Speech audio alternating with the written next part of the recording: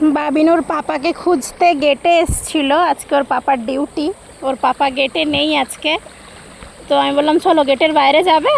তো এই যে গেট থেকে বাইরে বেরিয়েই তো মাঠ। তো আজকে দেখছি এখানে জল চলছে, মোটরে জল দিচ্ছে খেতে। তো বাবিন দেখতে পেয়ে এই যে এখন জলে দাঁড়িয়ে রয়েছে, আর কোথাও যাবে না।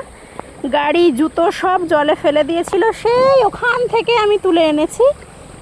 এখন ও উল্টো দিকে হাঁটতে পারছে না, পায়ে জল বাঁধছে, তো ও একটু ভয় পাচ্ছে বলে এখানে দাঁড়িয়ে আছে। চলো চলো আগে চলো, আগে পেছনে না, আগে চলো বাবারি, চলো চলো চলো।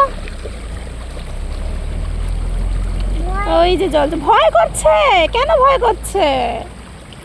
এই তো আমি, এই তো একদম অল্প জল না, তোমার ভাল লাগছে? হ্যাঁ জল। এই যে আমাদের এয়ারফোর্স স্টেশন।